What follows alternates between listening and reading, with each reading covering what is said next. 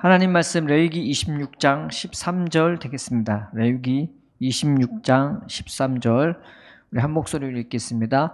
나는 너희를 애굽 땅에서 인도하여 내어 그들에게 종된 것을 면하게 한 너희의 하나님 여호와니라. 내가 너희의 멍에의 빗장을 부수고 너희를 바로 서서 걷게 하였느니라. 다시 한번 읽겠습니다.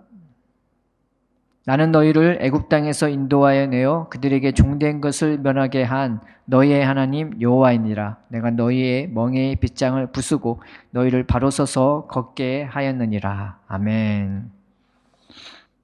세상은 보통 이게 삶의 평안한 것을 추구하잖아요. 그래서 환경적으로 별로 그렇게 흔들리지 않고 안정되고 또 그렇게 쭉 살기를, 물질적으로도 부족함 없고 이제 건강하고 이게 들쑥날쑥하는 걸 별로 그렇게 좋아하지 않습니다. 그래서 사람들이 로또를 기대하는 이유가 그거 가지면은 그런 삶을 보장해 줄 수 있을 것 같으니까 이제 그렇게 하죠.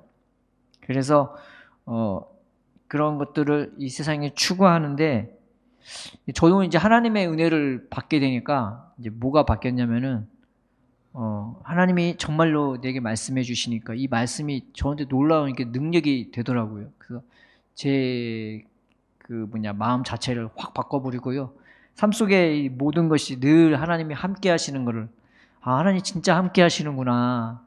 내가 뭐 똑똑하고 잘나서 뭐 그게 아니라 진짜 하나님의 사랑이 많으시구나. 함께 하시는구나. 이게 영적으로 눈이 열리니까 그냥 늘 함께 하시는 하나님의 그 숨결이 느껴질 정도로, 그 따뜻함이 느껴질 정도로 하나님이 얼마나 친절하고 사랑이 많고 신실하고 성실한지 하나님 말씀 그대로더라고요. 그러니까 평안과 안정이 내 삶의 환경으로 오는 것이 아니라 저한테는 그런 하나님으로부터 이 평강이 제 마음을, 삶을 막 그냥 쉬어 싸듯이 그렇게 오더라고요. 그 다음에 깨달은 게 일상이 복인 거구나. 일상 자체가 자고 일어나고, 삶이 정말 무겁고 괴로우면요, 자는 것도 괴롭고 일어나는 것도 괴롭고 하루를 사는 것도 괴롭고 다 괴로운데, 은혜를 받으니까 이 눈을 감는 것도 기쁘고 눈을 뜨는 것도 기쁘고 오늘 하루는 또 하나님이 어떻게 나를 인도하실까, 그런 기대감이 들면서 일상의 모든 것이, 자고 일어나고 걷고 눕고 먹고 마시면서 내가 하는 모든 것들이 하나님이 주신 그 복인 줄 그때서야 이제 깨닫게 되더라고요. 그러면서 아쉬운 게 뭐냐, 내가 젊었을 때 이 은혜를 알았더라면, 이 하나님과 동행하는 은혜, 하나님이 베풀어 주시는 은혜를 알았더라면은 젊을 때를 내가 하나님 안다고 하면서 너무 어이없게 지냈구나. 죄짓고 지내고 왜 이렇게 교만했는지, 왜 이렇게 다른 사람 판단하고 비판했는지, 그리고 청년의 때에, 청소년 때에 청소년답게 지내지 못하고 청년답게 지내지 못했던 거죠. 그래서 삶에 굉장히 후회가 많이 들면서 좀 젊었을 때 뭐가 그렇게 잘났다고, 그냥 그 나이답게 살면 되는 것을, 친구들과 사랑하고 친구들 축복하면서 같이 기도하고 하나님 섬기면서 그렇게 살면 되는 것을 뭐가 그렇게 잘났다고 하나님 위한다면서 그렇게 살았을까. 네, 그렇게 생각이 들더라고요.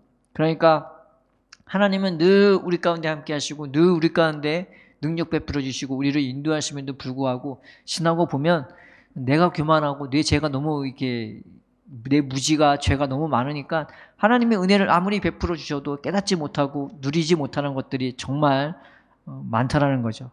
예수님이 이 땅에 나타나셔서 그래서 그 당시 식민지 생활을 하고 있는 이 유대인 백성들에게, 무거운 세금을 내고 있는 이 유대인들에게 하나님의 말씀을 증거해 주시면서, 야, 하나님이 너희를 해방해 주실 거야.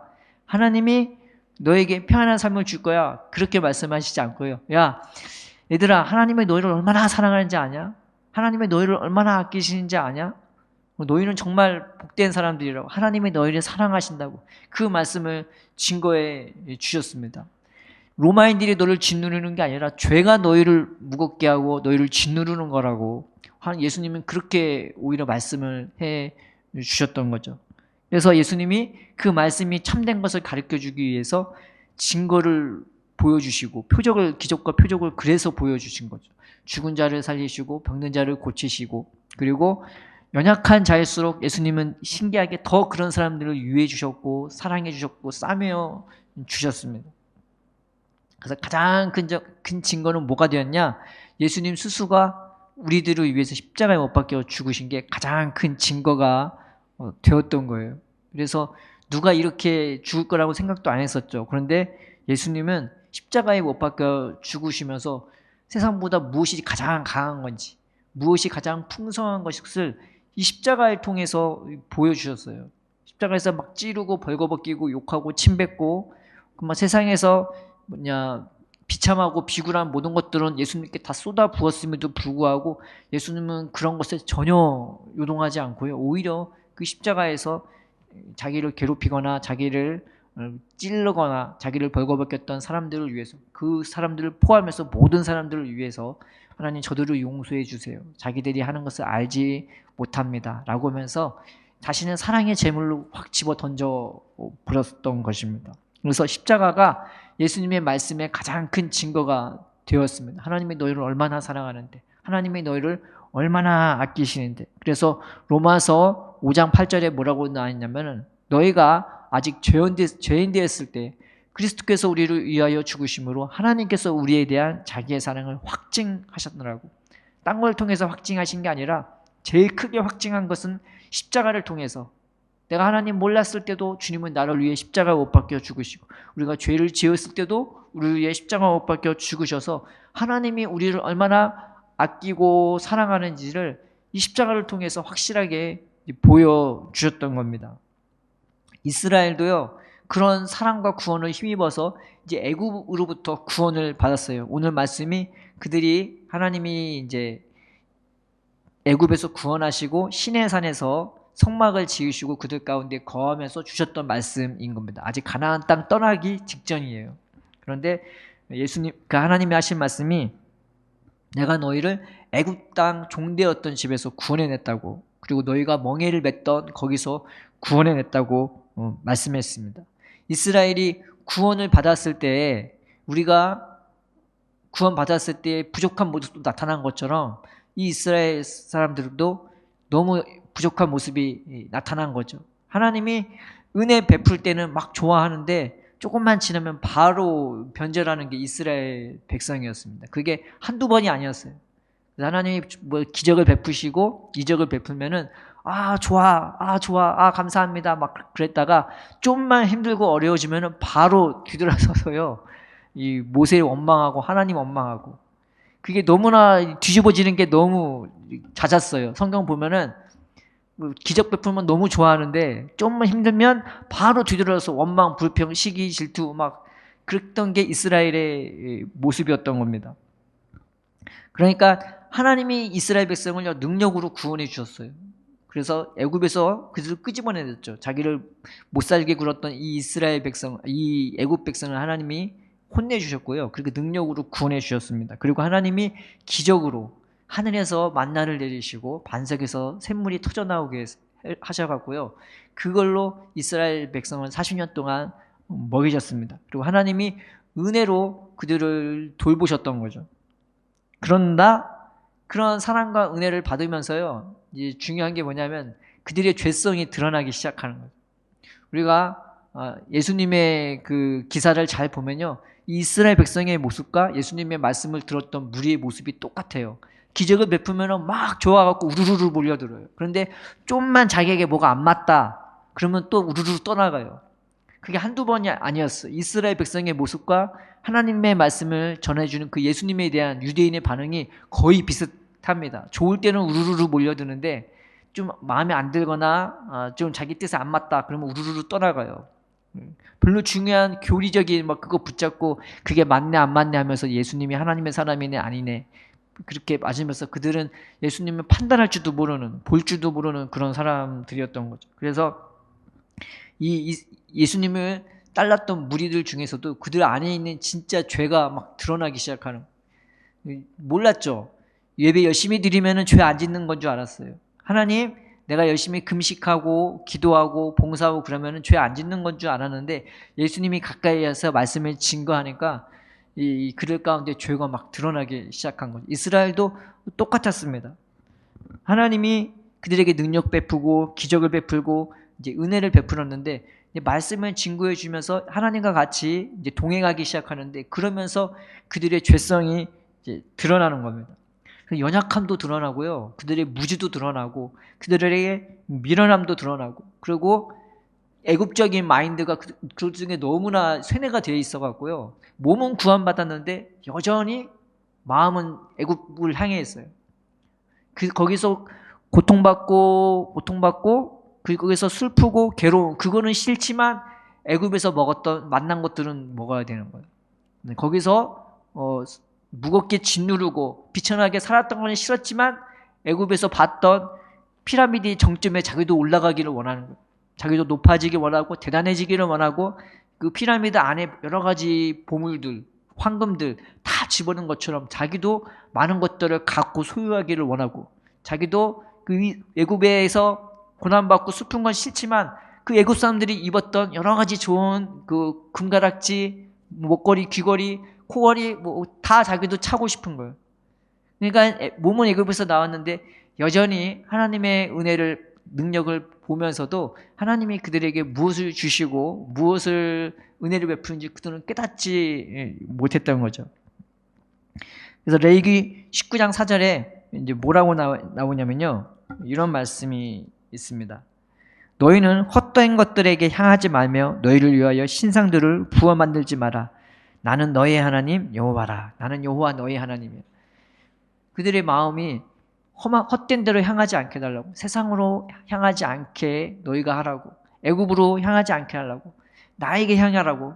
내가 진짜 너를 사랑하고 내가 너를 정말로 아껴. 그것들이 너를 귀하게 하는 게 아니라, 그것들이 너를 높여주는 게 아니라, 그것들이 너를 채워주고 너를 부여함을 주는 게 아니라, 내가 너를 사랑하고 내가 너를 아끼고 내가 너를 높여주고 내가 너를 채워준다고. 내가 너의 하나님이라고. 그러니까 나에게 향해라고 이 하나님이 이스라엘 백성에 말했던 거죠. 그런데 말씀했다시피 예수님을 믿는다는 것은요, 뭐 이렇게 살아야지 저렇게 살아야지 그런 것도 있지만, 예수님을 믿다 보면 내 죄성이 똑같이 드러나는 거예요. 그것을 이상하게 여기지 말고, 정말 예수님을 믿기 시작하면요, 내가 잘 됐냐 안 됐냐 그걸로 보는 것이 아니라, 내 안에 이제 죄성이 있네 없네, 하나님의 은혜가 나타나네 안 나타나네, 이제 그걸로 판단하기 시작하는 것입니다. 그래서 나는 하나님께 향하고 싶은데 향해지지가 않는 거예요. 나는 온유하고 싶은데 이게 툭하면 이게 성질이 폭발하고 짜증이 폭발하고, 나는 하나님께 감사하고 싶은데 맨날 원망만 나오고, 나는 저 사람이 잘 돼도 그냥 같이 축하해주고 같이 위로해주고 그 사람을 높여주고 싶은데 막 시기가 나고 질투가 나고 그러는 거예요. 그러니까 이들의 탄식이 나중에 뭘로 바뀌냐면, 하나님, 나 우리 하나님 가까이 하고 싶은데 가까이 하는 사람마다 다 죽습니다. 우리는 이렇게 죽어야 됩니까? 하고 탄식을 해버려요. 그러니까 인간의 노력으로는 안 된단 말이죠. 이게 정말 나는 하나님 은혜대로 살고 싶고 애국적인 마인드가 사는 것이 아니라 천지만물 지으신 하나님이 내 하나님이라는데, 그런 것에 억눌리지 않고 살고 싶은데, 하나님 나 이거 어떡하냐고, 나는 안 된다고. 근데 놀랍게 하나님이 그들이 그런 줄 알고 부르셨던 것이 오늘 말씀의 놀라운 은혜인 거예요. 나는 안 돼요. 나는 온유하게 살고 싶고 믿음으로 살고 싶고 나도 강해지고 싶고 그 믿음으로, 그리고 하나님과 동행하면서 하나님의 은혜로 나도 하나님이 기뻐하는 그런 선한 일을 마음껏 하고 싶은데, 현실을 살다 보면 나도 자꾸 애굽으로 이 고개가 들어간다고. 분명히 하나님의 은혜를 받긴 받았는데 여전히 애국적인 것도 내 안에 섞여 있어갖고, 하나님 나 이거 어떻게 하냐고 하고 부르짖고 탄식했던 것이 바로 이스라엘의 모습이었던 것입니다. 근데 놀랍게 하나님이 이들의 환난에 동참했대요. 그래서 시편 63편 9절에 보면 뭐라고 나왔냐면, 그들의 모든 환난에 동참하사 자기 앞에 사자로 그들을 구원하시며 그 사랑과 긍휼로 그들을 구속하시고 옛적 모든 날에 그들을 드시고 안으셨으니 라고 나와요. 하나님을 알았단 말이에요. 이 백성들이 말 잘 안 들을 것을 알았어요. 이 백성들이 죄 가운데 너무 괴롭고 힘들어하는 것을 하나님은 아셨어요. 그래서 그들을 불쌍히 여기시고 긍휼히 여기셔서 그들을 구원하신 것입니다. 그들이 잘 변화도 안 될 것도 알았어요. 그런데 그것이 그들에게 괴로움이 되고 슬픔이 되고 원통함이 되고 항상 본전 생각나고 내가 그때 이렇게 안 했었으면, 내가 그때 이 선택을 했었으면 내 인생이 어땠을까? 그런 후회와 두려움과 염려로 앞으로 내 인생은 어떻게 돼? 나는 이 일을 계속 하는 것도 두렵고 이 일을 안 하는 것도 두렵고 나는 이거 어떻게 해야 돼? 그런 슬픔, 괴로움이 이들의 삶 가운데 너무나 마음 가운데 삶 가운데 너무 가득한 거예요. 근데 그것이 무거운 짐이 되고 괴로움이 돼서 이게 멍에처럼 내 목을 막 무겁게 하는 거죠. 내 어깨를 무겁게 하고 내 목을 무겁게 하고 그래서 고개를 숙이게 만드는 것입니다. 애굽에서 종이 된다는 것은 바로 그런 의미입니다. 환경적인 애굽이 아니라 영적으로 내가 세상 가운데 짓눌려서 내가 그렇게 살고 싶어서 사는 것이 아니라 어쩔 수 없이 끌려가듯이 종처럼 해야 되니까, 안 하면 죽으니까, 아니면 맞으니까, 또 안 하면은 이거 못 먹으니까. 그래서 멍이라는 걸 보면요, 이 무거운 나무를요, 이 나무를 긴 게 있으면 그 소에다가 이렇게 얹혀버립니다. 그리고 쇠사슬로 이렇게 묶어갖고요, 이 멍에를 소가 스스로 이게 벗기지 못하게끔 그렇게 만들었습니다. 그래서 그걸로 뒤에서 살짝만 이렇게 쳐도요, 그게 이게 소한테 압박을 주기 때문에 그 앞으로 갈 수밖에 없는 그런 유용한 도구죠. 근데 그게 그 멍에가 인간에게 메었다고 생각해봐요. 얼마나 무겁겠습니까? 난 하루 종일 일해야 되고 너무나 짐승처럼 끌려가야 되고 그렇게 사는 인생이 바로 이 이스라엘의 모습이었답니다. 근데 하나님은 그 이스라엘에 하는 말이 내가 너의 멍에의 빗장을 부셔버렸다고, 그 멍에의 가름대를, 그 나무를 내가 박살냈다고 그렇게 말씀해 주셨던 것입니다. 예수님을 믿으면 우리가 착각하는 것은 무조건 좋을 것만, 환상적인 그런 일들만 일어날 거라고 많은 사람들이 생각합니다. 근데 예수를 믿으면 그 이스라엘 모습 가운데 죄성이 드러나는 것처럼 우리의 연약함도 드러나고 우리의 완악함도 드러나고 어떻게 할 수 없는 자신의 모습이 드러나기도 합니다. 하나님은 은혜를 우리에게 부어주시는데 그냥 그걸 받아들이기만 하면 되고 그 안에 쓰기만 하면 되는데 우리가 그걸 잘 못해요. 그래서 내 삶을 누리지를 못하는 거, 내 하루의 삶, 분명히 하나님이 오늘 하루를 책임져 주시고 나를 붙들어 주시고 내가 오늘 하루를 영위할 수 있게끔 믿음으로, 은혜로, 온유함으로, 사랑으로, 따뜻함으로, 강력함으로 그 하늘에 속한 모든 것들을 다 갖다 부어주시는데 우리 안에 있는 이 죄성, 연약함, 무지, 미련함, 완악함, 시기, 질투, 세상을 향한 그 마음들이 이 모든 것을 못 오게끔 막아버리게 되는 거죠. 그래서 예수를 믿으면서 우리의 죄성이 나를 어떻게 하냐, 나를 괴롭게 하고 무겁게 하고 힘들게 하고, 또 하나는 우리의 완악함, 성경에서 하지 말라고 했던 그런 여러 가지 시기, 질투, 비판, 그다음에 여러 가지 폭력성, 성질 부리는 거 다 같이 나오게 되는 것입니다. 그래서 하나님에 대한 기도가 아니라요, 그냥 자기 혼자 여러 가지 생각과 여러 가지 마음의 번뇌가 나도 모르게 내 입으로 튀어나오는, 감사와 찬양이 흘러나오는 것이 아니라, 하나님에 대한 기도가, 소원이 흘러나오는 것이 아니라 그런 것들로 나타나는 이 우리의 연약함이 드러나는 겁니다. 우리가 이것을 이상하게 생각하지 않았으면 좋겠습니다. 나는 왜 이럴까? 나는 왜 이럴까? 나는 왜 자꾸 예수님 믿었는데도 이게 잘 변하지 않을까? 주님은 그거 아시고 우리를 부르신 것입니다. 그거 아시고 하나님 말씀 의지해서 나로 살게 하게끔 늘 해주시는 그 말씀으로 내가 붙잡고 살게끔 만들어 주시려고 우리를 불러주신 것입니다. 우리가 로마서 8장 31절에서 39절 말씀을 먼저 한번 찾아볼게요. 로마서 8장 31절에서 39절. 로마서 8장 31절에서 39절. 내 인생이 괴롭고 힘들고 무거울 때 하나님이 우리에게 해주시는 이제 말씀입니다. 우리가 이 말씀 붙잡고 일어섰으면 좋겠습니다.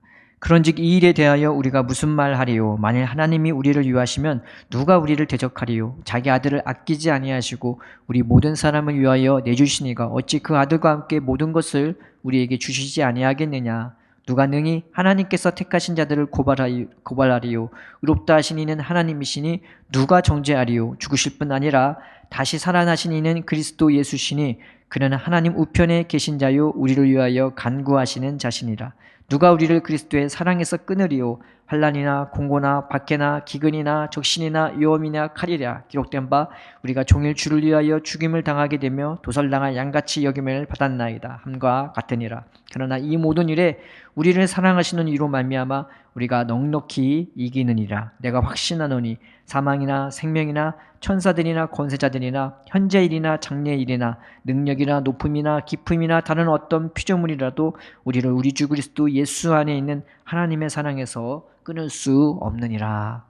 내 인생에 힘들고 괴로울 때 우리가 명심해야 될 것은, 세상은 그것 때문에 나를 절망하게 만들고 나를 무겁게 만들고 너는 이것밖에 안 돼, 이것밖에 안 돼 라고 할지라도 우리가 명심할 것은 내 하나님이 내 아버지가 되어 주신다는 사실입니다. 그리고 나를 위해 죽어주신 분이 있다는 겁니다. 그리고 그분이 내 영원한 삶의 거처를 예비하시고 나를 기다리고 있고 지금도 나를 응원하고 있다는 사실입니다. 우리가 그 주님을 바라보고 또 그 주님이 주신 십자가를 바라보고 저 하늘에서 지금 나를 바라보고 있는 그 주님을, 응원하고 있는 주님을, 나를 위해서 두 팔 벌려서 축복하고 있는 그 예수님을 바라보시는 저와 여러분 되기를 주님의 이름으로 축원드립니다. 그때마다 하나님, 내가 세상에 눌리지 말게 해달라고. 물론 나도 모르게 휩쓸려서 정말 괴롭고 힘들 때가 있지만 그때마다 하나님을 바라보고 의지하고 예배함으로 우리가 주님 앞에 섰으면 좋겠습니다. 때로는요, 내가 감당하기 힘들 정도로 이게 막 생각이 나를 번뇌케 할 때가 있어요. 막 그때는 뭐 하나님도 붙잡기 힘들고 기도도 잘 안 되고 자꾸 막 여러 가지 비판적인 생각 그리고 우울한 생각들이 들어오면 내가 감당 안 될 때가 있더라고요. 근데 사람마다 그걸 비껴가는 방법이 있을 거 아니에요. 근데 저 같은 경우는 그걸 어떻게 비껴갔냐면은 잠을 잤어요. 잠을 자고 일어나면 괜찮아지더라고요. 그러면 또 자고 일어나면 이 마음이 또 바뀌어서 그때 또 기도하게 되고 그때 찬양하게 되고 그러면 하나님이 나를 붙잡아 주시더라고요. 또 그러면서 이게 오늘 하루하루를 살아갈 때 하나님 말씀으로 내가 괴롭고 힘든 이 멍에를 벗겨나가기를 바랍니다. 하나 성경을 보면요, 하나님이 이스라엘 백성에게 뭘 주시냐면 자꾸 쉬게 하세요. 너 이래야 돼, 이래야 돼, 이게 아니라 내 말씀 잘 들어. 그러면 쉼을 주세요. 그 쉼을 주고 나면은 또 새 힘을 얻어갖고 한 발자국 한 발자국 앞으로 가나안 땅을 향해서 그 예수님의 마음으로 인도를 해 주시는 것입니다. 그래서 하나님은 말씀을 통해서 우리의 마음에 평안을 주시고 쉼을 주시고 내가 너의 하나님이야, 내가 너의 양육자야, 내가 너의 인도자야라고 그 믿음을 끊임없이 주십니다. 아까 성경에 읽었던 것처럼 레위기 19장 사전에는 뭐라고 나와 있냐면은 내가 너를 들어서 안는다고 그렇게 말씀해 주시는 것입니다. 마음의 눈이 열리면요, 영적인 눈이 열리면 아, 내가 혼자가 아니구나. 하나님이 나를 이렇게 사랑하는구나. 주님이 나와 늘 가까이 하는구나.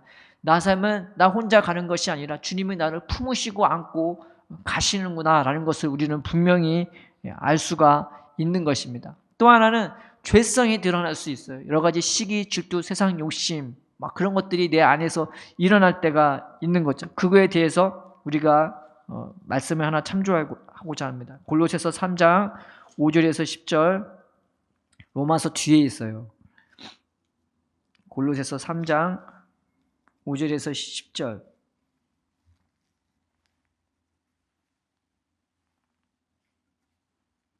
12절에서 17절 두 부분 읽겠습니다. 먼저 골로새서 3장 5절에서 10절. 그러므로 땅에 있는 지체를 죽이라. 곧 음란과 부정과 사욕과 악한 정욕과 탐심이니 탐심은 우상숭배니라. 이것들로 말미암아 하나님의 진노가 임하느니라. 너희가 전에 그 가운데 살 때에는 그 가운데서 행하였으나 이제는 너희가 이 모든 것을 벗어버리라. 곧 분함과 노여움과 악의와 비방과 너희 입에 부끄러운 말이라. 너희가 서로 거짓말을 하지 말라. 옛사람과 그 행위를 벗어버리고 새사람을 입었으니 이는 자기를 창조하신 이의 형상을 따라 지식에까지 새롭게 하심을 입은 자리라. 그 다음에 12절에서 17절. 그러므로 너희는 하나님의 택하사 거룩하고 사랑받는 자처럼 긍휼과 자비와 겸손과 온유와 오래 참음을 옷 입고 누가 누구든지 불만이 있거든 서로 용납하여 피차 용서하되 주께서 너희를 용서하신 것과 같이 너희도 그리하고 이 모든 것 위에 사랑을 더하라. 이는 온전하게 매는 띠니라. 그리스도의 평강이 너의 마음을 주장하게 하라. 너희는 평강을 위하여 한 몸으로 부르심을 받았나니 너희는 또한 감사하는 자라가 되라. 그리스도의 말씀이 너희 속에 풍성히 거하며 모든 지혜로 피차 가르치며 권면하고 시와 찬미와 신령한 노래를 부르며 감사하는 마음으로 하나님을 찬양하고 또 무엇을 하든지 말이나 일하나 다 주 예수의 이름으로 하고 그를 힘입어 하나님 아버지께 감사하라 라고 나와 있습니다. 여러 가지 일이 터지고 상황이 터지면 나도 모르게 오늘 말씀처럼 막 탐욕이 일어날 때도 있고 때로는 분노가 일어날 때가 있고 시기 질투가 일어날 때가 있고 비판이 나올 때가 있습니다.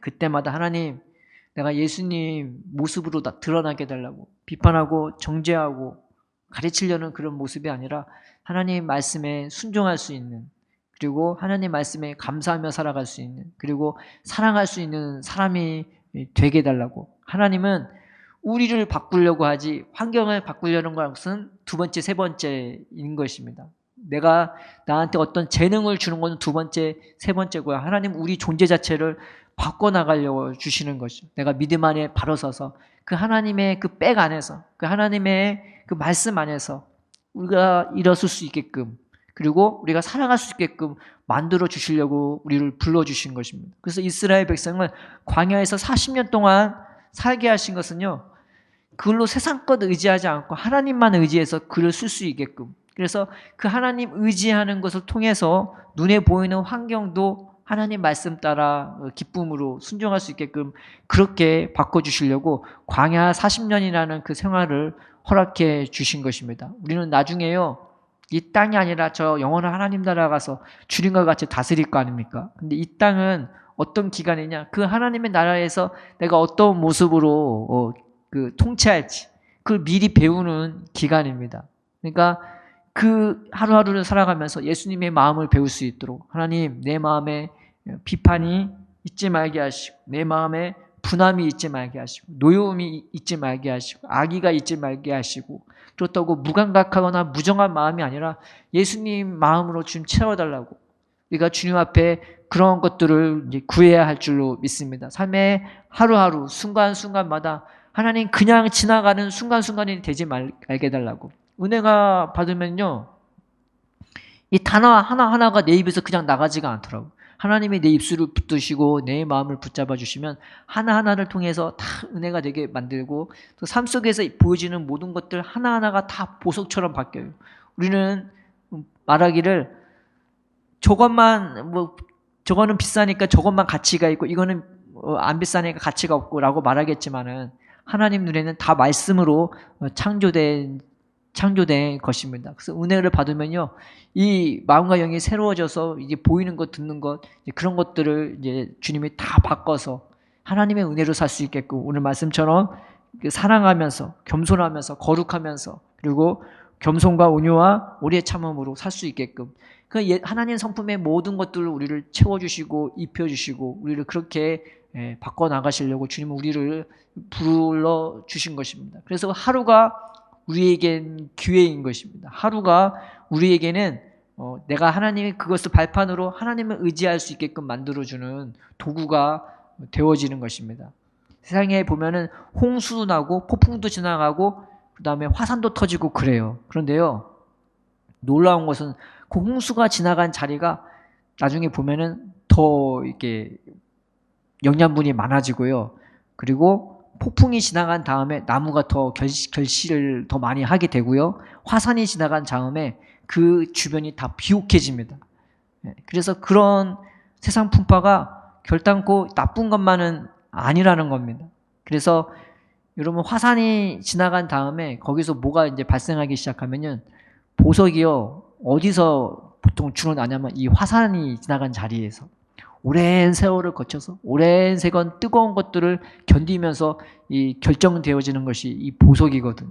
하나님은 우리를 그렇게 바꿔주시려고 이런 환난도 허락해 주시는 것입니다. 예수를 믿으면요, 환경적인 어려움도 있지만 내 안에 죄성도 드러나고 연약함도 드러나기도 합니다. 그런데 우리는 그걸 통해서 하나님을 의지하는 것을 배우는, 하나님이 이걸 통해서 나로 바로 서서 걷게 하시려고, 나를 그 하나님의 백 안에서, 그 하나님의 돌보심 안에서, 하나님의 말씀 안에서 나를 세워주시려고 나를 이렇게 부르셨구나. 우리가 그 시그널로 받아들이는 저와 여러분 되기를 바랍니다. 가끔 보면 아프기도 하고 잘 안 되기도 하니까 나는 왜 이것밖에 안 될까? 왜 나는 이럴까? 내 환경은 이럴까? 라고 이스라엘 백성처럼 슬프기도 하고 원망하기도 하고 또 무기력에 빠지기도 하지만 그럼에도 불구하고 우리가 예수님의 말씀을 의지하여 아니야. 너희를 하나님이 사랑해. 하나님은 너희를 얼마나 사랑하는지 아냐고. 예수님은 스스로도 우리를 위해 십자가 못 박혀 죽어주신 것처럼 그 예수님이 지금도 그 하나님의 이름으로 우리를 여전히 사랑하고 계심을 우리가 믿읍시다. 늘 하나님을 의지하면서 늘 하나님을 바라보면서 하나님 오늘 이 하루를 통해서 하나님 은혜로 나를 붙잡아 달라고. 그래서 이 죄성들은 다 벗겨지게 해주시고 씻어지게 해주시고 태워지게 해주시고 하나님의 성품으로 바뀌어지는 삶을 살게 해달라고 주님과 동행하며 교제하는 저와 여러분 되기를 바랍니다. 요한복음 16장 24절에 무슨 말씀이 있냐면은 지금까지는 너희가 아무것도 구하지 아니했지만 구하라 그래야만 받으리니 너희 기쁨이 충만하니라 라고 말씀했습니다. 예수님이 정말로 주고자 했던 거는 뭐냐면은 예수님 안에 있는 그 생명, 내가 너에게 주는 물은 내가 너에게 주는 물을 마시는 자는 다시는 목마르지 아니할 거야 라고 했던 그 생명입니다. 예수님 안에서 끊임없이 흘러나오는 그 생명, 그걸 우리에게 주고자 우리를 부르신 것입니다. 우리가 오늘 하루를 지내면서 하나님 내가 주님 은혜로 오늘 하루를 승리하기 원하고 오늘 하루를 내가 지내기를 원하고 내가 주님 안에 거하기를 원합니다. 이 은혜와 능력을 내게 달라고 우리가 주님 앞에 기도했으면 좋겠습니다. 또 하나는 요한복음 15장 7절에 너희가 내 안에 거하고 내가 너희 안에 거하면 무엇이든지 원하는 대로 구하라 그리하면 이루리라 라고 나와 있습니다. 세상적인 보통 이 말씀을 붙잡으면 뭐라고 설교하시냐면 예전에는 너무나 쉽게 이렇게 설교했어요. 하나님 말씀대로 살면 하나님의 돈도 주고 세상 영광도 주고 명예도 주고 다 준다고. 틀린 말도 아닌데 맞는 말도 이제 아닌 거예요. 그게. 진짜 정말 하나님의 은혜를 받으면 내가 하나님 말씀이 내 안에 거해서 내가 하나님 때문에 살게 되면 하나님의 나를 얼마나 극진히 사랑하는지 극진히 아끼시는지 극진히 유하시는지 아끼지 않고 하늘에 속한 모든 신령한 은혜의 복을 막 퍼부어 주시면요. 내 살아있는 게 너무 감사할 정도로 내 살아있음을 만끽할 정도로 이 은혜가 너무나 감사합니다. 그래서 내가 나를 위해서 못 사는 이유는 주님이 끊임없이 나를 사랑으로 감싸주시고 붙들어 주시기 때문입니다. 그 다음 기도는 하나님 나 잘되게 해주세요 이런 기도 절대 안 나옵니다. 왜냐하면 지금 내 존재 자체가 하나님의 사랑으로 세워진 자이고 이미 하나님의 사랑으로 나를 높여준 자리이기 때문에 더 이상 주님 앞에 뭘 달라고 그런 기도 그런 소원 안 나옵니다. 근데 무슨 소원이 나오냐? 하나님 저 사람도 나와 같은 은혜를 받았으면 좋겠다고. 하나님 내 자녀도 나와 같이 되기를 원한다고. 하나님 저 사람이 나처럼 하나님을 만났으면 좋겠다고. 이 좋은 하나님을 저 사람이 만났으면 좋겠다고. 그렇게 바뀌는 것입니다. 예전에는 하나님 나 로또 하나만, 나 이거 하나만, 저거 나 달래요, 저거 나 주세요 라고 했는데 진짜 하나님을 만나게 되면 이런 은혜로 바뀌게 되어지는 것입니다. 우리가 하루하루 살면서 여러 가지 연약하고 내 부족한 면도 나타나지만 이걸 통해서 하나님이 그럼에도 불구하고 나를 부르신 줄 깨닫고 우리가 낙심하지 말고 예수님을 의지해서 그 예수님 안에 있는 생명을 우리가 받아들였으면 좋겠습니다. 그래서 오늘 말씀처럼 내가 멍에 다 주님이 깨트려 버려 주시고 주님이 부어주신 그 은혜와 사랑으로 내가 바로 주님 은혜에 서서 주님과 동행하고 교제하면서 하나님 기뻐하는 그 일을 하는 우리가 되었으면 좋겠습니다. 세상에서 억눌려 살아가고 있는 사람 얼마나 많습니까? 잘 된다 해도 내가 보니까 계엄 터지는 거 보니까 인생 날아가는 건 순간인 것 같더라고. 줄 잘못 쓰면 한순간에 날아가고 그 인생은 정말 어떻게 사람이 장담할 수 없는 것 같아요. 근데 우리가 장담할 수 있는 분은 하나님 한 분이지 않겠습니까? 내 인생 주관하고 붙들어 주시고 바른 길로 인도하시고 나한테 얽매여 있는 모든 것들 다 보시고 풀어주시고 깨트려 버리시는 분은 주님밖에 없습니다. 우리가 그 주님을 붙잡고 하나님 내가 은혜로 살게 해달라고 오늘 하루도 승리하며 살게 해달라고 내 죄성이 드러나도 내가 당황하지 말고 주님 알고 부르셨으니 그 예수님 의지해서 예수님이 주고자 하는 그 생명 누리면서 주님과 교제하고 또 기도의 응답을 누리는 우리가 되게 달라고 주님 앞에 나아가는 일주일 되기를 주님의 이름으로 축원드립니다. 기도하겠습니다.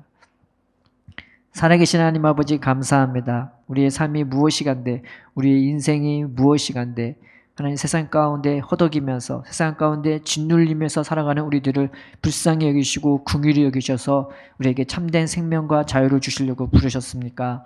네, 하나님 아버지, 우리의 죄성, 우리의 완악함, 우리의 무지 너무나 많은데 그럼에도 불구하고 여기까지 우리를 인도하시고 참으시고 또 그 생명 주시려고 부르심에 감사함을 드립니다. 삶의 어떠한 순간에서 우리의 연약함이 드러나다 할지라도 우리가 당황하지 말게 하시고 주님을 더욱더 의지할 수 있도록 주님 붙들어 주옵소서. 십자가를 바라보게 하시고 하늘을 바라보게 하시고 언제나 우리 편에 계셔서 우리를 유하시고 바른 길로 인도하시는 주님 바라보게 하여 주옵시고 우리에게 겁을 주고 우리에게 두렵게 하는 세상 것들 우리가 두려워하지 말고 하나님 담대하게 하나님 내가 하나님의 자녀라 선포하며 하나님이 내 아버지라 선포하며 주님의 길로 갈 수 있는 우리가 될 수 있도록 인도하여 주옵소서. 성령으로 감화하시고 성령으로 감동하여 주셔서 우리의 마음이 하나님의 은혜로 채워지게 하여 주옵시고 이 험한 세상길 사는 동안 하나님의 은혜로 말미암아 이 험한 세상길도 하늘나라 가는 고속도로처럼 편하고 안락한 길로 바뀌어질 수 있도록 우리 마음에 놀라운 은혜를 허락하여 주옵소서. 우리의 기도에 응답하여 주옵시고